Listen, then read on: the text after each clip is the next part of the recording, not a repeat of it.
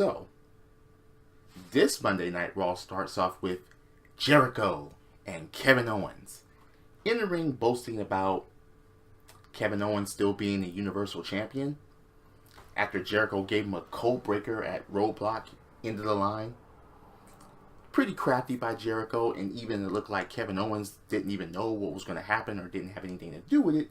But, yeah, they show still pictures of all of that. Then, it's funny how they do the Roadblock talk and they start running down Santa Claus because it is Christmas time at this very moment of 2016, and it's like, alright, fine. Then Foley comes out and he's like, no, don't you dare make fun of Santa Claus. He knows when you're sleeping. He knows, yeah, because Mick has been Santa Claus before, and Santa and white beard and all of that crap. So, it's funny because Foley was like, yeah, every time Kevin Owens is in the match, Jericho is there. Jericho shows up. Jericho interferes. But at the Royal Rumble, Jericho's not going to get a chance to interfere. Why? Because he's going to be put in the cage and suspended 20 feet above the ring. And the challenger at Royal Rumble is Roman Reigns.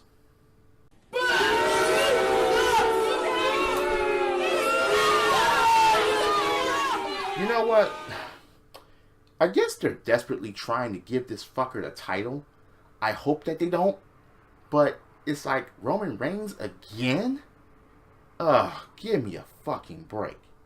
But then the comedy instills that Jericho and Kevin Owens, they were running down the cage saying it's not sturdy enough. Well, it was sturdy enough to hold Paul Ellering on top.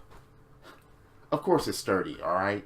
This was just a trick to get Jericho to test it out and to get in the cage, which he did, and Foley locks it and raises that shit up, saying that, oh, I don't have the key, and yeah, it won't raise up until the Royal Rumble when I do this, and he did it, and then cage goes up, Jericho's trapped up there, Jericho's complaining. They should have kept him up there all Raw until his tag team match with Kevin Owens, but I digress. That would have been hilarious. He would have been putting everyone on the list. He would have been calling everyone that wrestled stupid idiots. But anyway, you have Enzo and Cass. They come out and do their usual stick. And Enzo, I guess, is feeling better because he got his ass from that hotel ass whooping because he's there. So Enzo is at ringside while Cass faces Rusev. So Cass gets himself disqualified because he just wouldn't stop beating down Rusev. He just wouldn't, and the referee, ding, ding, ding, ding, ding, ding, ding. Why didn't Enzo and Cass beat this fucker down? It would have been cooler if Enzo would have gotten in the ring and both of them would have jumped Rusev. And Rusev would have had nowhere to go. That would have been cooler. But it didn't happen. So, the aftermath of Roadblock persists of Sasha Banks limping to the ring on a crutch with a brace on her knee. She gets in the ring and she said that she didn't feel like the boss anymore and that she lost to Charlotte, and she wanted to congratulate Charlotte woman to woman. She even said that the best woman won. Charlotte doesn't come out, but who does? Nia Jax. And Nia Jax basically picks her spot and picks the bones. Sasha Banks is wounded. And you have basically Nia Jax. Well, first of all, she hit the crutch away from Sasha Banks. And she grabs Nia. Nia grabs Sasha, swings her and throws her all the way. And her leg even... Sasha's leg even got caught on the fucking ropes. And that's all that basically she did. But she basically picked her spot and tried to reestablish herself as a threat. Nia, where have you fucking been? I just hate it when they have even with the roster split, certain people are not there every fucking week, or not even mentioned or anything like that, or they're just lost for like a couple of weeks, and So, the feud between Sasha and Charlotte is over, so now they have to spark another one between Sasha and Nia.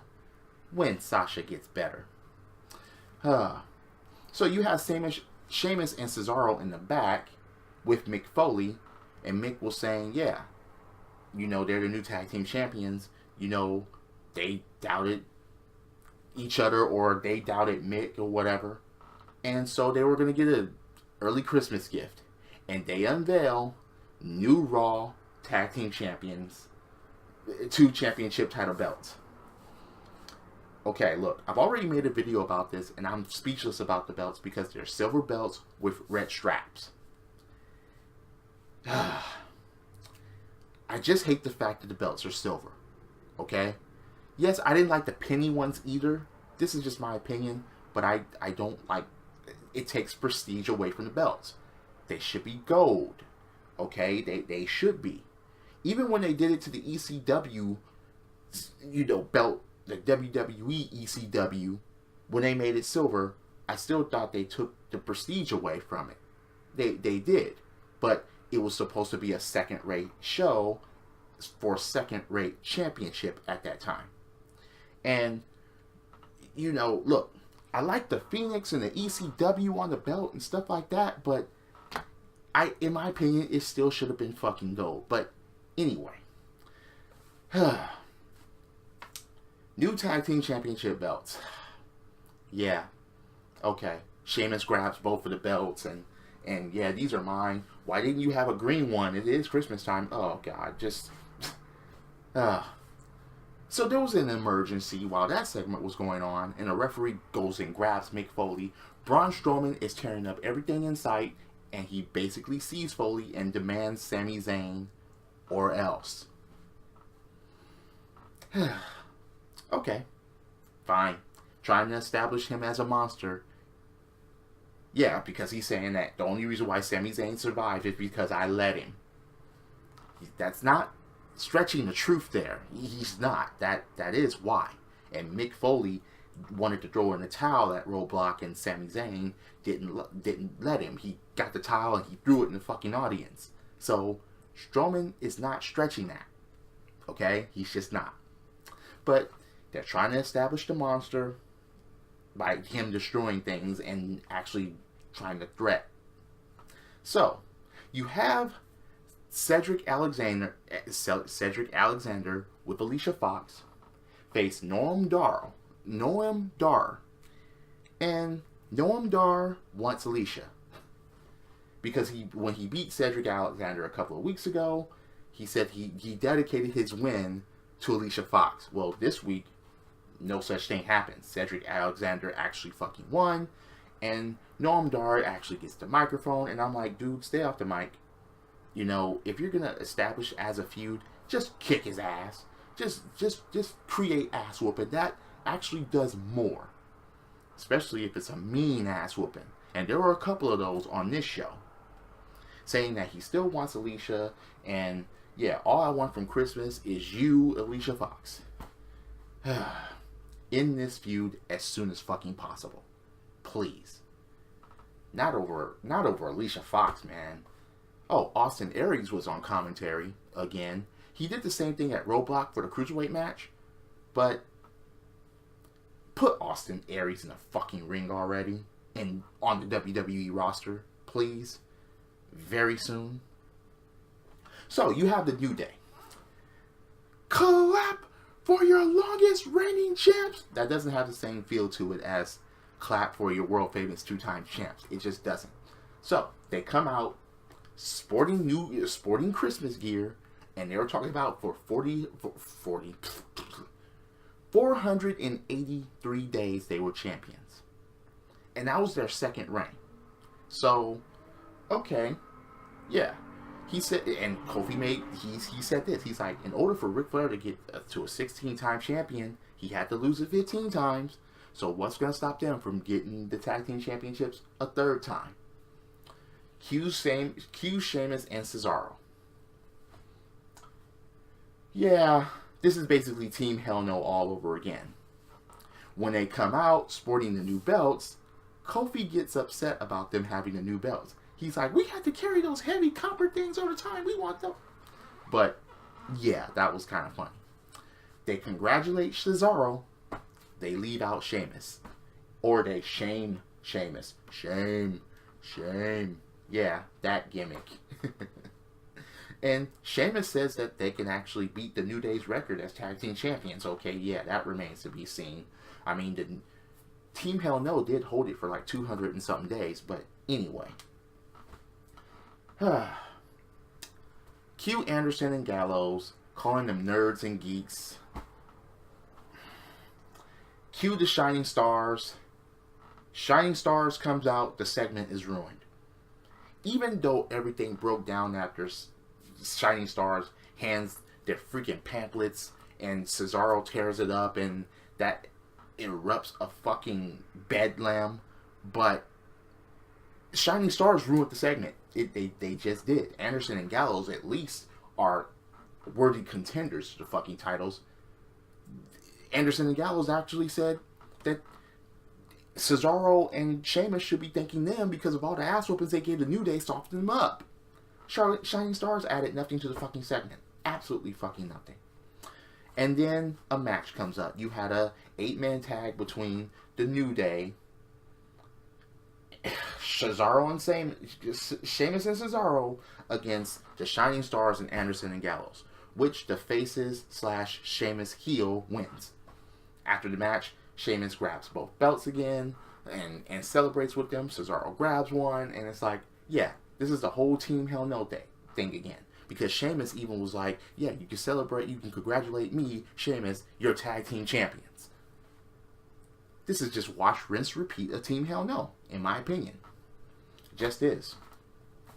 So, anyway, Enzo gets a letter in the back saying that he has to attend a mandatory sensitivity training course because he exposed himself in front of his employees. Oh, God. So, Neville, Q Neville, he walks out, he looks demented, he gets up in the ring, and he's like, when I attacked Rich Swann and TJ Perkins, you all cheered. Which I did, I'm sorry, I marked out, yeah.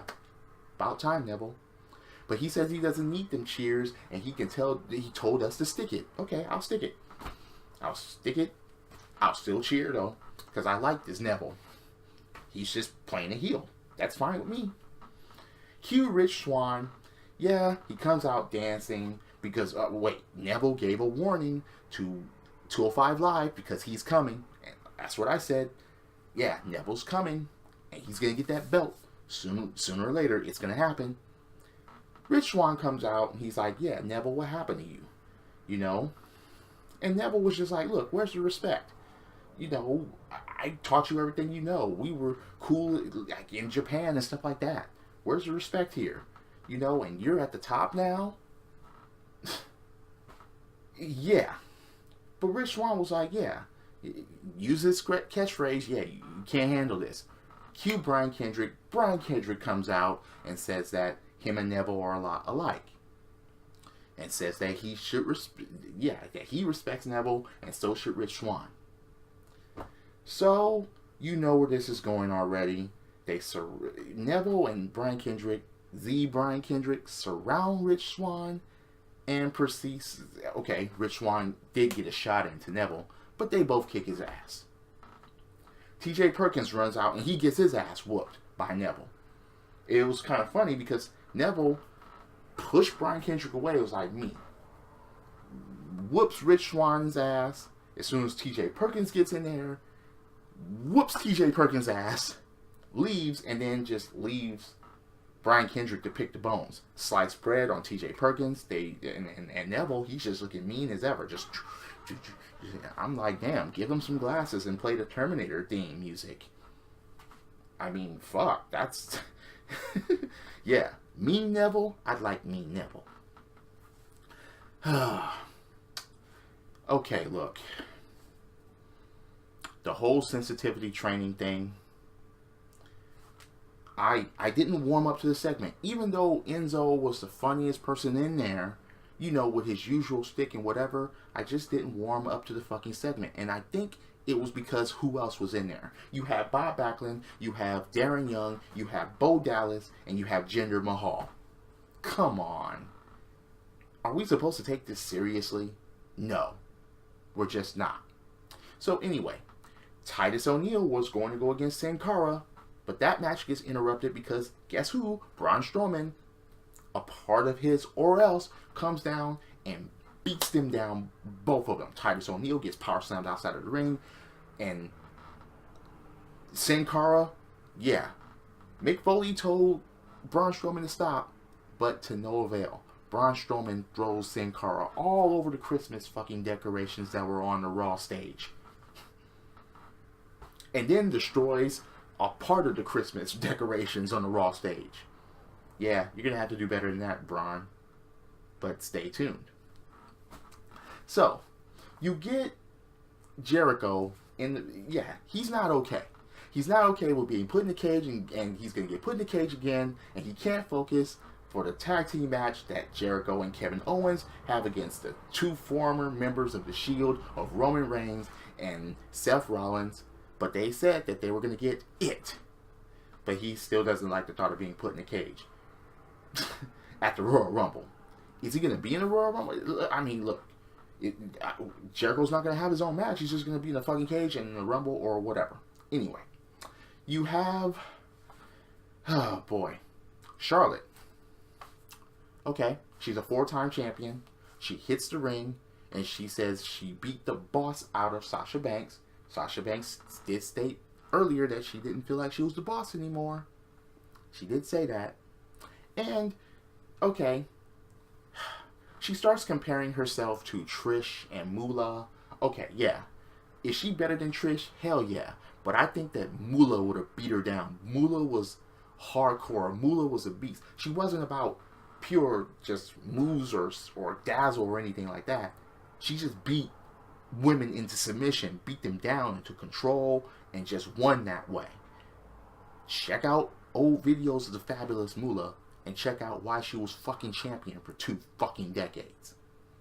But anyway, you have Bayley come out, and Bayley was there to congratulate Charlotte, and Charlotte was like, yeah, bow to your queen. She was doing all that shtick and stuff like that. And Bayley brings up something interesting, that she is 2-0 against Charlotte. But see, Charlotte said that she held up to 4, not just because of the 4th time she became champion, but for the 4 horsewomen. Charlotte was always number 1, and Bayley was always number 4. And Bayley was like, okay, you think I don't belong?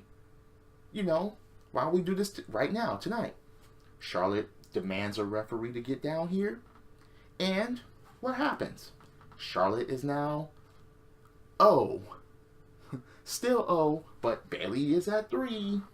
Because Bayley beat Charlotte. Even though on the instant replay on the backslide, Charlotte did get her left shoulder up just a little, but the referee didn't see it. But oh well, still stands. She was in the backslide. She got pinned by Bayley.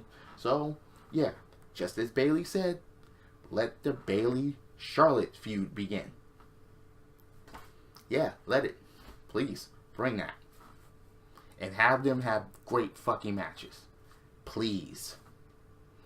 Don't know if they're going to have gimmick matches, though. I mean, they've been done to death already. Hell in a Cell. Iron Women's match. You know, Falls Count Anywhere. No disqualification matches. What else can you do? A ladder match? Perhaps? Why not? Fuck it. Tables match was done on SmackDown.